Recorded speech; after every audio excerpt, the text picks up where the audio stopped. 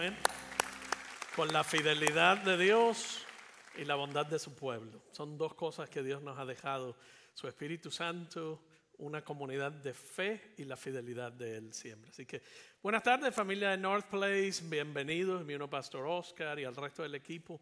Y hoy vamos a continuar dándole continuidad. Vamos a continuar la conversación que comenzamos a principio de año. Y si esta es tu primera vez en North Place o tu primera vez, llegaste en un buen día, en un buen tiempo, una buena temporada, porque estamos estudiando la Biblia de principio a fin, mirando la historia de Dios a través de toda la Biblia, mirando el Evangelio, mirando el deseo de Dios de restablecer su relación con la humanidad, contestando preguntas difíciles. Y hoy vamos a mirar el tercer libro de la Biblia. Miramos a Génesis, Éxodo. En las semanas anteriores dimos una introducción. De hecho, si te lo has perdido, el despliegue.com tiene todos los recursos necesarios que puedas utilizar para tu lectura de plan personal, registro de grupos que se van a estar llevando a cabo, videos. O sea, hay una serie de recursos que van a ser bien útiles.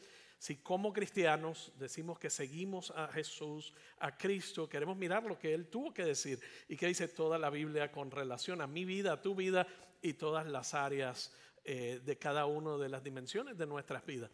Pero una de las cosas que quiero preguntarte antes de entrar en materia, piensa por un segundo, ¿cuál es tu libro de la Biblia favorito? Si no lo tienes, invéntate uno, no importa. Para que pase el examen, la prueba, ¿verdad? ¿Cuál es tu libro de la Biblia favorito? Y díselo a la persona que está a tu lado. Escoge uno, del que más familiarizado esté. ¿Cuál dirías que es el suyo? Ok. ¿Alguien dijo el libro de Levítico? Nunca falla esa. Una persona dijo Levítico. Ok.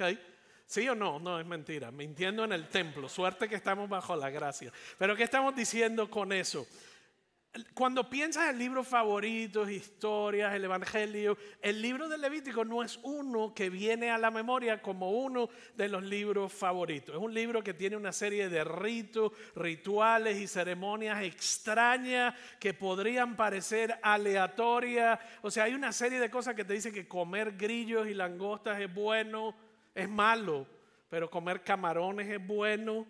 O sea, a Dios parece que le gustaban las patillas, las puso de moda en el libro de Levítico y los hombres no se podían cortar las patillas, o sea, el pelo que le crece a uno aquí al lado y tenían que dejárselas largas, puso las patillas largas de moda. Si estuviésemos en el tiempo del Antiguo Testamento y en el libro de Levítico y usted tiene ropa poliéster, no solamente está fuera de moda, pero también estaría en pecado según el libro de Levítico porque no se puede utilizar tela que sea mixta. Así que hay una serie de cosas que si no entendemos el propósito de por qué están ahí, podrían parecer confusas, aleatorias. Y te voy a decir esto, yo creo que más planes de lectura, o sea, se han terminado a la entrada del libro de Levíticos que ningún otro libro.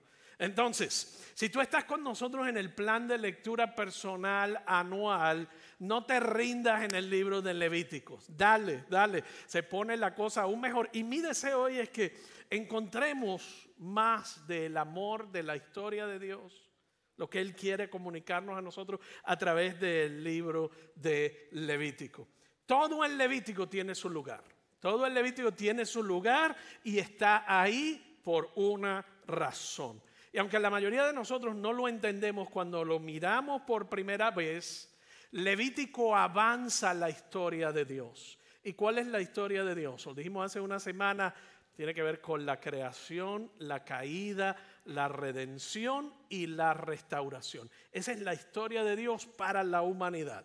La creación, la caída de la humanidad, la redención a través de Cristo y luego la restauración total. Así que el libro de Levítico nos ayuda a avanzar la historia, nos habla acerca del amor profundo de Dios, nos apunta quizás como cualquier otro libro no lo puede hacer, hacia Cristo y hacia Jesús y la necesidad del sacrificio. También nos apunta a Cristo, nos apunta hacia el Evangelio. La semana pasada examinamos el libro de Éxodo. Y es interesante porque en el libro de Éxodo vimos la salida del pueblo de Israel de Egipto, de la esclavitud, miramos la persecución del faraón, o sea, vimos tantas cosas interesantes acerca de la historia del pueblo de Israel y cómo se va convirtiendo en una nación, camino a convertirse en una nación, pero en todo ese proceso Israel se convierte en su propio enemigo para alcanzar el plan de Dios. Primero los persigue Faraón, pero luego ellos mismos se perseguían a causa de su pecado y de su corrupción. Al final del libro de Éxodo es casi triste porque encuentras a Moisés fuera del tabernáculo o lo que llaman la tienda de reunión. Era el lugar donde habitaba la presencia de Dios y encuentras a Moisés fuera del tabernáculo. O sea, todo lo que Moisés había hecho, todo lo que había vivido, todo lo que había dirigido, y al final del libro de Éxodo, Éxodo 40, verso 35, dice: Moisés no podía entrar en el tabernáculo.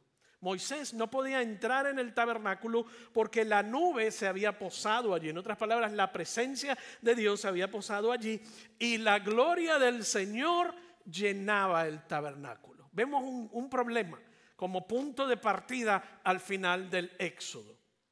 ¿Cómo resolverá Dios ese conflicto entre su santidad, la santidad suprema de Dios, y el abismo, la brecha abismal que existe entre Dios y la humanidad caída? ¿Cómo va a reconciliar Dios este conflicto entre su santidad, su bondad y su presencia con la corrupción pecaminosa de su propio pueblo, el pueblo del pacto? Estamos viendo de partida, te está planteando la problemática que avanza la historia de Dios. El libro de Levítico es la solución a ese problema. El problema es un Dios santo que está, por consecuencia de que es tan santo y tan grande, separado de la humanidad, pero su deseo es cerrar esa brecha. Lo que leemos en Levítico, todo lo que leemos en Levítico tiene que haber funcionado. Tiene que haber funcionado porque en las palabras iniciales del libro de Números está Génesis, Éxodo, Levítico, que es el libro que vamos a estudiar hoy, y el próximo libro es Números, el libro de Números. Y el primer capítulo, el primer verso del libro de Números, mira lo que dice: un año después de la salida de Israel de Egipto, el Señor le habló a Moisés en el tabernáculo. En Éxodo le habló de fuera, él no podía entrar. Tienes a Levítico y en Números él le habla dentro. ¿Cuál es la diferencia entre Éxodo y Números? El libro de Levítico. ¿Qué ocurrió? El Levítico le permitió a Moisés entrar al lugar de la presencia de un Dios santo. Entonces, Levítico nos habla, primero que nada, es uno de los temas más importantes, la santidad de Dios. Levítico, y aunque te parezca aburrido, tedioso e irrelevante, no es irrelevante para ninguno de nosotros. Levítico nos habla de la absoluta santidad de Dios. Dios quería que nosotros entendiésemos su santidad, nuestra absoluta pecaminosidad y nuestra desesperada necesidad del Cordero, del sacrificio Jesucristo. A través de Cristo tenemos acceso a Dios, a una relación con Dios que anhela, ese Dios que anhela desesperadamente estar con nosotros. Y eso es lo que Levítico nos apunta. Uno de los temas principales, te dije hace un segundo, es la santidad en el libro de Levítico. Y mira lo que dice en el capítulo 16, versos 1 al 3 de Levítico. El Señor le habló a Moisés después de la muerte de los dos hijos de Aarón. Aarón era el hermano de Moisés. En otras palabras, murieron. En el capítulo 10 mueren los dos sobrinos de Moisés, quienes murieron luego de haber entrado y quemado un fuego equivocado en la presencia del Señor. En otras palabras, los hijos de Aarón entraron de forma equivocada, no se acercaron a la presencia de Dios con el debido respeto y honor y mueren al instante. El Señor le dijo a Moisés: advierte, vemos una advertencia en este capítulo 16, adviértele a tu hermano Aarón que no entre cuando quiera. O sea, en otras palabras, esto no es un lugar de entrada y salida como la plaza. No entre cuando quiera en el lugar santísimo que está detrás de la cortina interior. Si lo hace, morirá. Pues allí está la tapa del arca, el lugar de la expiación. Y yo mismo estoy presente en la nube que está sobre la tapa de la expiación. Cuando Aarón entre en la zona del santuario y posteriormente cualquier otro sacerdote, te eran las instrucciones, cuando el sacerdote entre en la zona del santuario deberá seguir fielmente estas instrucciones. La santidad de Dios es tan absoluta que no era posible que un ser humano se presentase ante Dios sin ser destruido. Esto es bien importante, porque el capítulo 16, que comienza con esa advertencia, nos dice ese lugar santo, el lugar de su presencia, debe tener la debida precaución. Y se le promete a Aarón que si no lo hace, morirá, al igual que sus 2 hijos ya habían muerto en el capítulo 10. Recuerda lo siguiente: la santa presencia de Dios es buena, pero puede ser trágica. La santa presencia de Dios es buena, la santidad de Dios es buena, pero puede ser trágica. Lo sabemos por lo que le ocurrió a los hijos de Aarón en el capítulo 10. Murieron porque no tomaron en serio la presencia santa de Dios. Yo no sé ustedes, pero yo desearía recordar ese capítulo con más frecuencia, porque nos podemos equivocar. Es bien fácil reunirnos los domingos aquí, venir casualmente y entrar y saludar y nuestro café y cantamos, bien casual todo, pero nos distraemos del hecho de la santidad de Dios. Olvidamos que la presencia de Dios, de un Dios santo, es un asunto de vida o muerte. ¿Usted está conmigo hasta aquí? Dice, ¿por qué vine hoy si iban a hablar de este tema? Este es Levítico, así como bien raw, unplugged. Olvidar que estás en la presencia de un Dios santo es un asunto de vida o muerte. En la presencia de Dios, todos deberíamos estar muertos si nos presentamos a Él. Pero gracias a Cristo estamos vivos. Por Cristo y mediante Cristo estamos vivos. ¿Cómo entonces nos arriesgamos no solamente a venir a la iglesia y venir a su presencia, sino que debemos ni tan siquiera tratar de atrevernos a estar en su presencia como algo ordinario en ningún área de nuestras vidas? Esa idea se aplica mucho más allá que solo venir a la iglesia en nuestro tiempo de adoración los domingos. La pregunta es, ¿cómo está cambiando la presencia de un Dios santo la forma en que vives? ¿Cómo está cambiando la presencia de un Dios santo tu vida, tu matrimonio, lo que miras, lo que lees, lo que escuchas, cómo tratas a la gente alrededor tuyo, cómo tratas a tu pareja, cómo tratas a tus hijos, cómo lidias en tu lugar de trabajo, cómo lidias y vives en tu soledad, cómo la presencia de un Dios santo impacta todas las áreas de tu vida? John Frame es un teólogo y él describe la santidad de Dios de la siguiente manera. La santidad es la capacidad y el derecho de Dios para despertar nuestro asombro reverente. Es su unicidad, su trascendencia como nuestro creador, es su majestad. Porque el Dios santo es como un gran rey a quien no nos atrevemos a tratar como a otras personas. De hecho, la santidad de Dios nos obliga a adorar su presencia. La santidad de Dios nos debe llevar a obligarnos a adorar su presencia. Y la pregunta que responde el libro de Levítico es esta: ¿cómo entonces pueden personas pecaminosas, cómo entonces pueden personas rebeldes y desobedientes como tú y como yo, y como todos los demás, cómo pueden estar en la presencia de un Dios santo?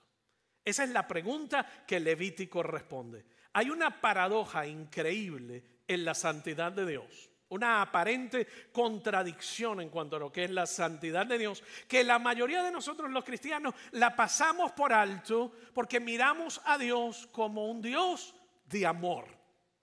Y Él muy bien es un Dios de amor, pero amor es solo una de las características de Dios, como tiene otra serie de características, y una de sus características importantes es santidad.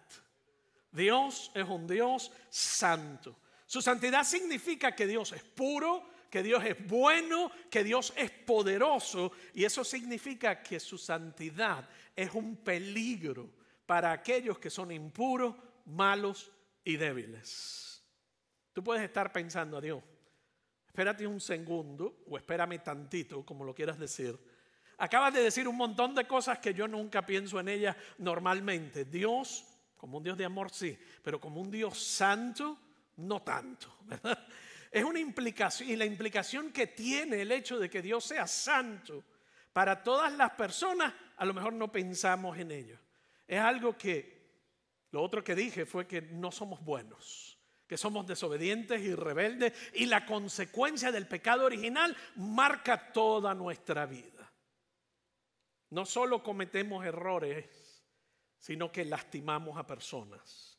No solo tomamos malas decisiones, sino que elegimos muchas veces y deliberadamente hacer cosas que sabiendo que causarán daño a los demás.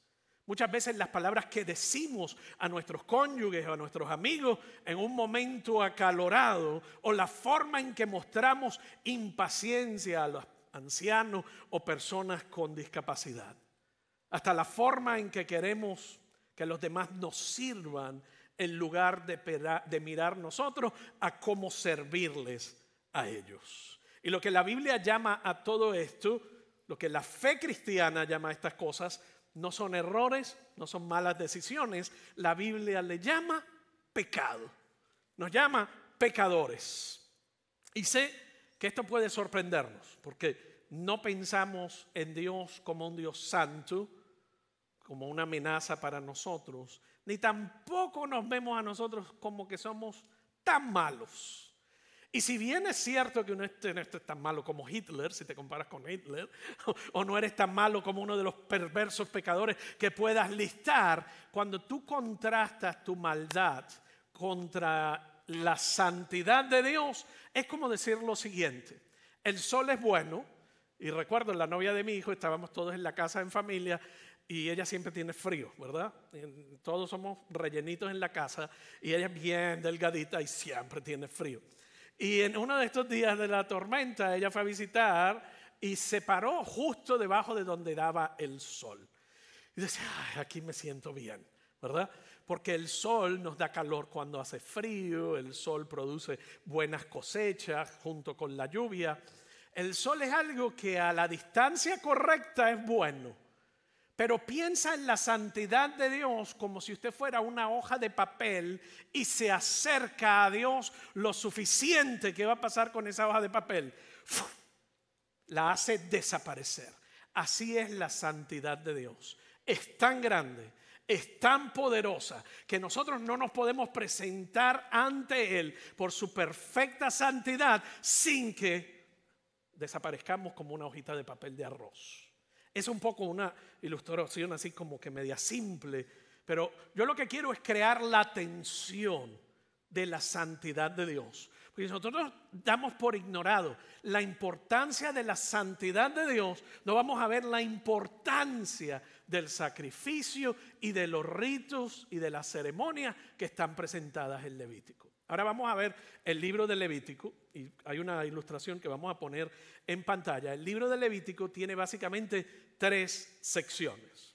Hay 3 secciones. El tema para mí principal es la santidad de Dios, pero hay 3 cosas en el libro de Levítico que son importantes: los rituales, el sacerdocio y por último la pureza. Los rituales, el sacerdocio y la pureza. Si tú te fijas, ya cuando me tengan la ilustración en pantalla, les hablo un poquito más específico, pero hay 3 secciones. La primera sección son los rituales. Es la primera y la última sección del libro. La primera y la última sección del libro. Y habla acerca de sacrificios rituales, los capítulos 1 al 7. Si tú te fijas, les voy a dar la espalda por un segundo, pero hay 3 categorías. Si tú miras Levítico en el centro, es la forma en que Él desarrolla y provee un camino para las personas pecaminosas llegar hasta Él. En los 2 topes de la columna tienen los rituales, sacrificios rituales, fiestas rituales, luego los sacerdotes, Capítulo 8 al 10 habla acerca de los sacerdotes que fueron nombrados. Capítulos 21 al 22, los requisitos para esos sacerdotes. Y abajo la pureza ritual 11 y 15 y la pureza moral 18 al 20. Y el capítulo 16 justo en el medio. Él está creando la forma de permitir y abrir un camino para que la humanidad llegue hasta Dios. Los rituales en el capítulo 1 al 7, los rituales del 1 al 7 son rituales que básicamente caben en dos tipos. Uno, les enseña al pueblo cómo dar gracias a Dios por quien Él es para con ellos. Esos son los sacrificios de dar gracias a Dios. Los segundos sacrificios son sacrificios de decirle a Dios, perdóname, lo siento por mi pecado. Esos son los sacrificios, los dos tipos que hay. Uno de dar gracias a Dios, gracias por quien tú eres en mi vida, gracias por lo que me da. Y el segundo, Dios, perdóname, porque no hay manera en que yo pueda llegar hasta a ti. Los rituales vuelven a aparecer al final de Levítico en los capítulos 23 al 25. Y básicamente esos rituales son 7 fiestas.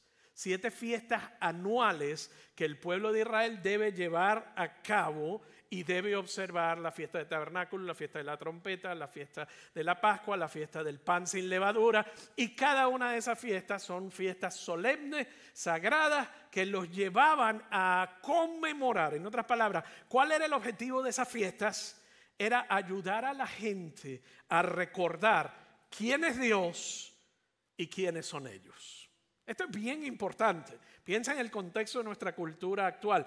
Estas fiestas lo llevaban a recordar quién es Dios y quiénes son ellos. Lo segundo que tú ves en el libro de Levítico es el sacerdocio. Se instituye el sacerdocio o los sacerdotes. Los primeros 8 y 10, Moisés nombra a los primeros sacerdotes. Es la primera vez que se menciona sacerdotes. Él ordena a los primeros sacerdotes y los comisiona para su nuevo rol. Capítulo 8. Ya para el capítulo 10 están en desobediencia. Los nombra en el 8, el 9, y para el 10 ya están en desobediencia y 2 muertos. Está mostrando la función, vemos las consecuencias de la función del sacerdote, pero su discapacidad de vivir a la altura de los requisitos y de la santidad de Dios. Otra de las cosas que pueden notar es que la segunda vez que se menciona el sacerdocio en el libro de Levítico es en los capítulos 21 y 22, y es para hablar acerca de los requisitos de los sacerdotes. Hombres de alta moral, de alta integridad moral, manteniendo santidad, que iban a seguir los rituales establecidos anteriormente. Y uno de los aspectos más importantes era que los sacerdotes representaban a Dios ante el pueblo y el pueblo ante Dios. Eran los representantes del pueblo ante Dios y los representantes de Dios ante el pueblo. Por ende, su necesidad de vivir una vida íntegra y altamente moral era sumamente importante, y seguir todos los rituales que estaban establecidos en Levítico. La tercera sección del libro de Levítico es la pureza. Diga pureza. Y con esto voy a ir a algún sitio, no creas, pero quería darte la base de cómo está dividido Levítico. Las secciones final de Levítico se enfocan en la pureza o la santidad. En el libro de Levítico la palabra pureza o santidad se repite 80 veces. Dios le está dejando saber a su pueblo: yo soy un Dios santo. Y no hay manera en que tu condición actual te permita acercarte a mí y seguir viviendo. El mensaje era claro. Él está haciendo una descripción de quién Él es y su santidad. Pureza en los capítulos 11 al 15, 18 al 20. La primer tipo de pureza en los capítulos 11 al 15 es la pureza ritual. Y aquí es donde, si usted está leyendo, va a encontrar una lista sobre cosas que te hacen impuro o puro. Hay unos elementos culturales y simbólicos que para el pueblo de Israel en aquella época los llevaban a recordar elementos de pureza o de muerte, de impureza y de muerte. Habla de enfermedades, habla de hongos, habla de fluidos corporales, habla de cosas muertas, habla de alimentos que se pueden comer y que alimentos no se pueden comer. Esos son los ritos de pureza ritual. En otras palabras, lo importante de esos ritos de pureza ritual era demostrarle al pueblo de Israel que había una naturaleza pecaminosa en ellos, pero el enfrentar estas cosas en sí mismos no era pecado.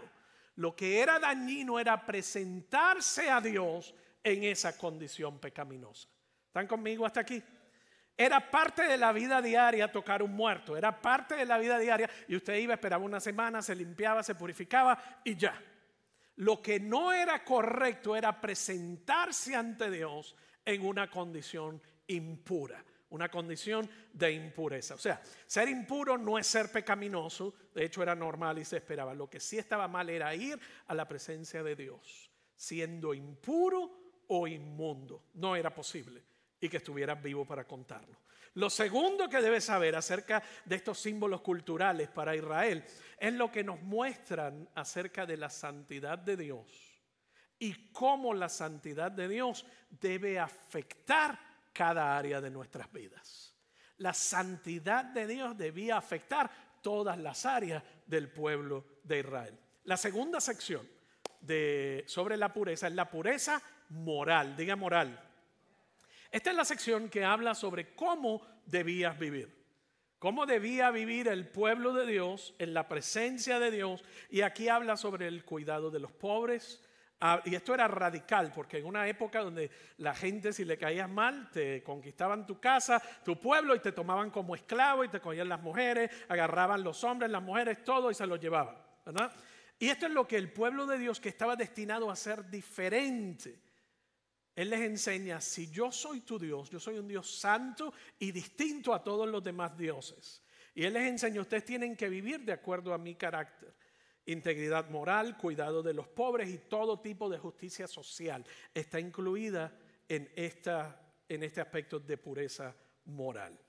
Entonces, esa es una descripción general del libro de Levítico. De hecho, hay un video, si vas al despliegue.com, hay un video con esa misma gráfica y vas a encontrar toda una descripción, como 9 o 10 minutos. Y si esto fue muy rápido, ahí lo puedes encontrar y descargar y mirarlo, porque te da un excelente, de los mejores resúmenes que he encontrado. Okay.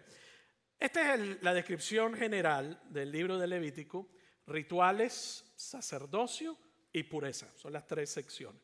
Ahora, vamos a hacer una pausa por un momento, porque hay gente que se pregunta: ¿por qué parece entonces que nosotros seguimos algunas cosas de Levíticos, algunas de las reglas y otras no? ¿Usted ha escuchado esa pregunta? Parecería como si aleatoriamente decidimos qué seguir de Levítico y qué no seguir de Levítico. En otras palabras, cuando habla de ciertas conductas sexuales como inmorales, citamos a Levítico. Pero cuando habla de comer camarones, no citamos a Levítico. Cuando habla de comerte una hamburguesa con queso doble, no citamos a Levítico.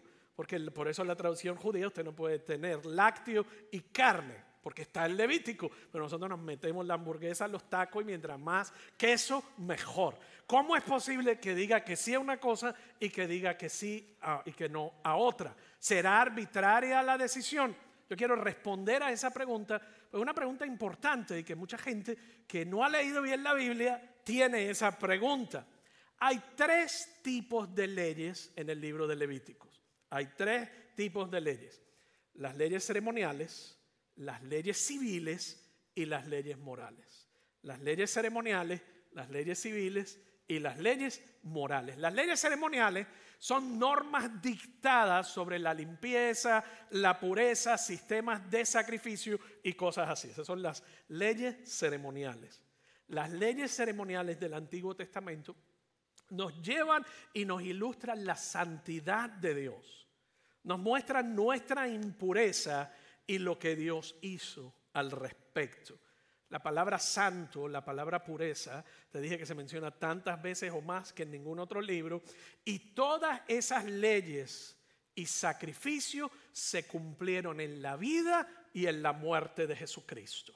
Entonces, todas las ceremonias, todas las leyes ceremoniales están cumplidas en Cristo. De hecho, el libro de Romanos, capítulo 6, verso 14, y el libro de Hebreos, que no lo podía, quizás debí tomar 2 semanas para Levítico, pero el pecado ya no es más su amo, dice Pablo en los Romanos, porque ustedes ya no viven bajo las exigencias de la ley, en cambio viven en la libertad de la gracia de Dios. En otras palabras, de los 3 tipos de leyes, las que eran ceremoniales se cumplieron todas en la persona de Cristo, por ende no hay que llevar a cabo ceremonias, ni rituales, ni sacrificios.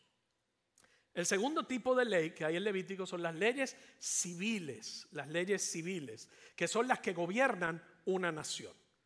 Cuando Dios está construyendo un pueblo y una nación y el pueblo de Israel se está desarrollando como nación y como pueblo, hay una serie de leyes civiles que ayudan a la convivencia de la nación de Israel.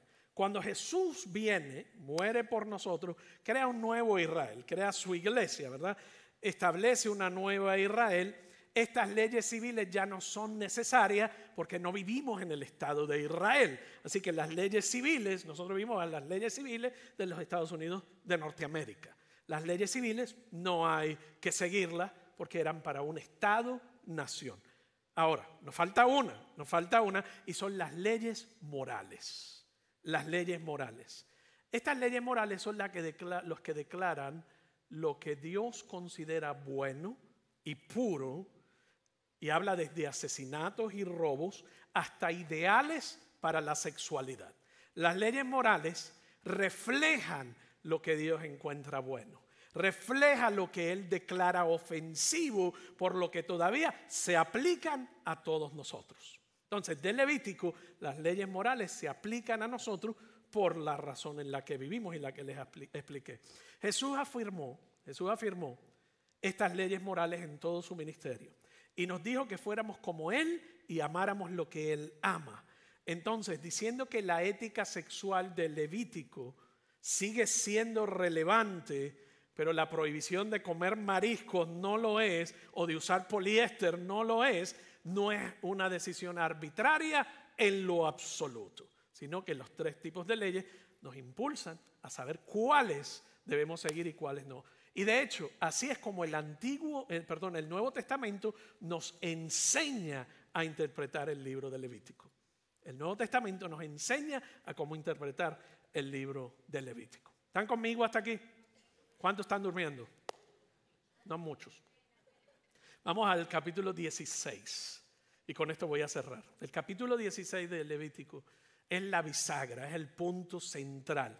No está en ninguno de los 3 temas que te hablé, porque es casi como una categoría por sí solo. El capítulo 16 de Levítico es impresionante, o sea, es increíble. Yo quiero que tú lo leas, está justo en medio, no pertenece a ninguna de las secciones, pero en el libro que nos habla acerca de santidad, este capítulo 16 nos habla de cómo encontrar el camino hacia Dios. Cómo encontrar el camino. Y quiero que vayas viendo que nos apunta hacia Jesús.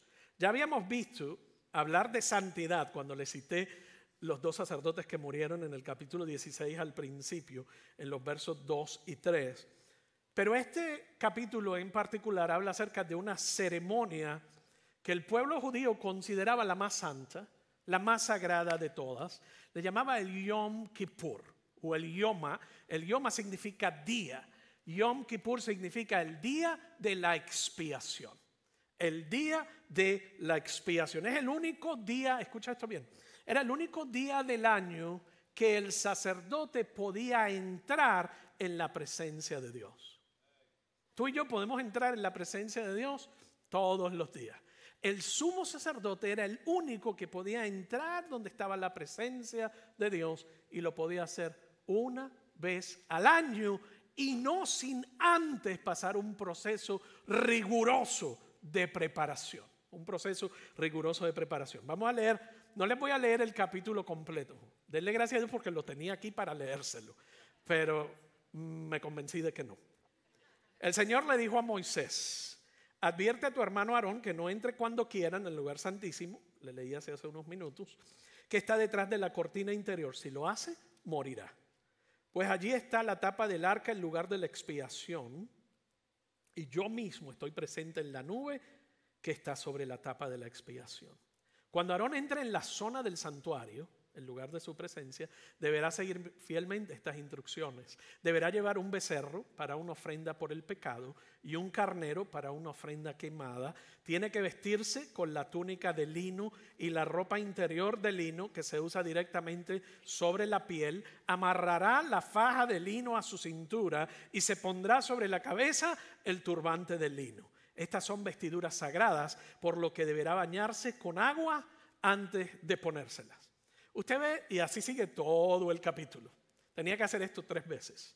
3 veces antes de presentarse a la presencia de Dios y sacrificar. Sacrificaba por sus pecados, por lo de todos los sacerdotes y luego por el pueblo, por los pecados del pueblo. 3 veces, y esos ritos sumamente detallados, cuidadosos y hasta tediosos.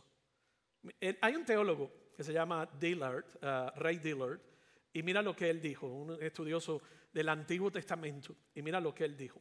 Para que veamos, no les voy a leer Levítico 16 completo, pero quiero que tengas una idea de cómo se tenía que preparar un sacerdote para ir a la presencia de Dios una vez al año. Una semana antes, el sumo sacerdote era puesto en reclusión, sacado de su casa y llevado a un lugar donde estaba completamente solo. ¿Por qué? Para que no tocara ni comiera accidentalmente nada inmundo. Le traían comida limpia y él lavaba su cuerpo y preparaba su corazón. La noche anterior al día de la expiación, se quedaba despierto toda la noche, orando y leyendo la palabra de Dios para purificar su alma. Luego, en Yom Kippur, el día de la expiación, se bañaba de pies a cabeza y se vestía con lino blanco, puro y sin mancha. Luego entraba en el lugar santísimo y ofrecía un sacrificio animal a Dios para expiar o pagar el castigo por sus propios pecados. Después de eso salía y se volvía a bañar completamente y se ponía lino blanco nuevo y volvía a entrar, esta vez sacrificando por los pecados de los sacerdotes. Pero eso no es todo. Salía una tercera vez y se volvía a bañar de pies a cabeza y se vestía de lino puro y nuevo y entraba en el lugar santísimo y expiaba los pecados de todo el pueblo. Todo esto se hacía en público. Imagínese si tú tuvieras todas estas preocupaciones para venir a la iglesia. Usted con reeleccionar la ropa que se va a poner hoy le da trabajo y montar los muchachos en el coche. Imagínese usted para poder presentarse a la presencia de Dios. Todo esto se hacía en público. El templo estaba lleno de gente y los asistentes observaban de cerca. Había una cortina bien delgada, y él se bañaba detrás de esa cortina. Cuando digo delgadita era que lo podían ver bañarse. Pero la gente estaba presente. Lo veían bañarse, vestirse, entrar y volver a salir. Él era su representante ante Dios y ellos estaban allí animándolo. Estaban muy preocupados de que todo se hiciera bien y con pureza, en otras palabras, de acuerdo a los ritos establecidos en el libro de Levítico, porque él los representaba ante Dios. El capítulo 16 completo describe en detalle esa preparación para presentarse delante de Dios una vez al año. ¿Usted está viendo cómo va la cosa aquí? Al leer a Levítico tienes la sensación de una y otra vez de que existe este gran abismo entre este Dios santo y nosotros, entre este Dios grande y nuestra propia pecaminosidad. Ahora, lo que la mayoría de la gente pasa por alto cuando están leyendo el libro de Levítico y sobre todo el capítulo 16, el día de la expiación. En otras palabras, el día en que se cubren los pecados con el sacrificio de animales, había que derramar sangre porque la paga del pecado es muerte. Y había que derramar sangre, vida por vida. No tienes que buscar mucho ni ir muy lejos para ver las huellas dactilares de Jesús en todo el capítulo 16. Todo el capítulo 16. De hecho, los eventos de la semana de la pasión, míralos y examínalos y vas a ver que Jesús está organizando y orquestando su propio día de expiación. Al igual que el sumo sacerdote, Jesús comenzó su preparación. Él comenzó a prepararse con una semana de anticipación, la semana de la pasión. Y como el sumo sacerdote, la noche antes del sacrificio se quedó despierto toda la noche. Pero no estaba vestido en ricas vestiduras como el sumo sacerdote judío. Él fue despojado de la única prenda que tenía. Y en lugar de ser aclamado por su gente, como lo fue el sumo sacerdote, fue abucheado por el pueblo y abandonado por casi todos los que él amaba. Jesús no fue bañado en una piscina cristalina de purificación. Él fue bañado en saliva humana cuando lo escupieron. Y cuando se presentó ante Dios, no recibió palabras de aliento, sino que sintió que el rostro del Padre se apartaba de él. Fue herido de muerte, a pesar de que no tenía ninguna contaminación en él. Y cuando respiró por última vez, dijo: consumado es. La palabra en griego es tetelestai. Está todo pagado. En el primer siglo se encontraron recibos de transacciones del Imperio Romano y le ponían un sello que decía tetelestai. Está totalmente saldado. ¿Qué hizo Jesús? Él dijo: consumado es. La deuda está pagada. Soy el sacrificio máximo de todos los tiempos. El templo respondió, y la gruesa cortina que había estado en el lugar santísimo y la gente, entre la gente, el símbolo de separación entre Dios y la humanidad, se rasgó en dos. Por primera vez en la historia, el camino hacia Dios estaba abierto de par en par.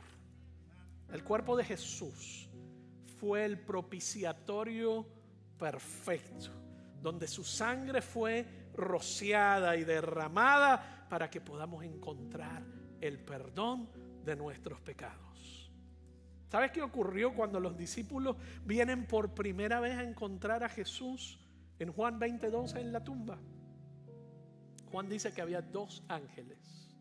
¿Usted sabe lo que había en el arca del pacto? 2 querubines, 2 ángeles mirándose el uno al otro. Cuando vienen los apóstoles a la tumba, encuentran 2 ángeles a la cabeza y a los pies de donde fue puesto Jesús, como los 2 querubines que estaban en el propiciatorio del lugar santísimo.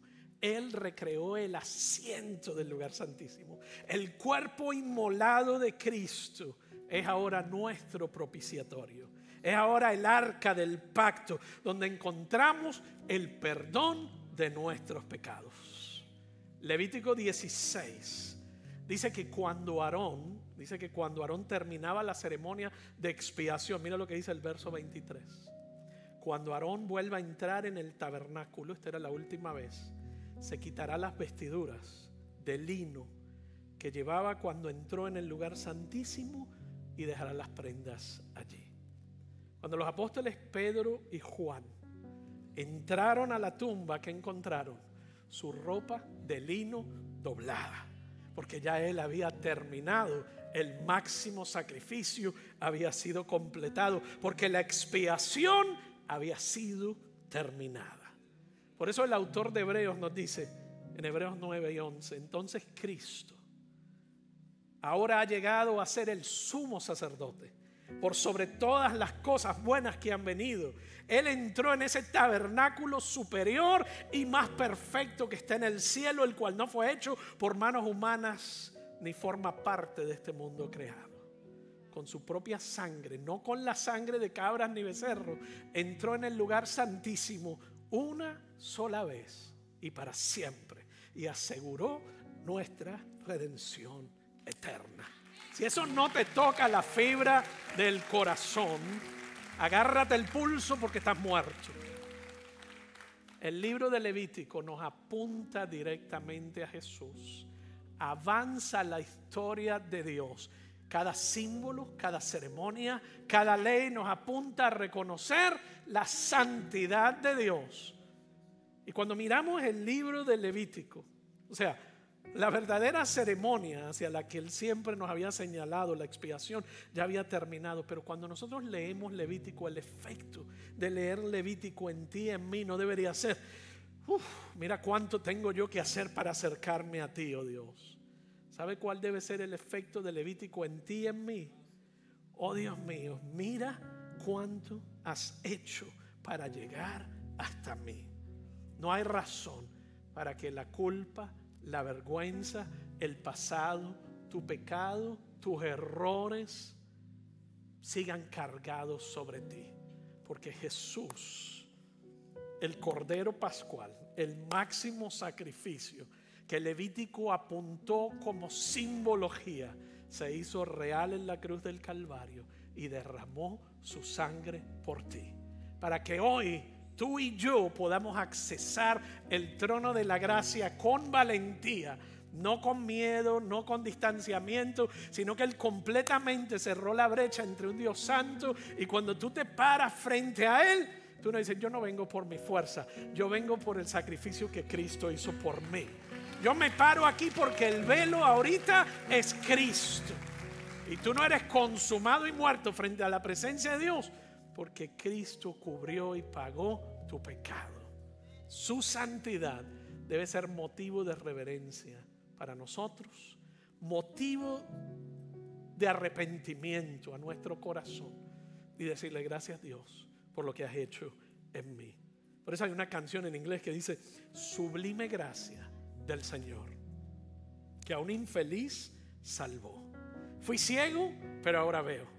Perdido, pero Él me halló. Su gracia me enseñó a temer. Mis dudas Él ahuyentó. Oh, cuán precioso fue a mi ser cuando Él me transformó.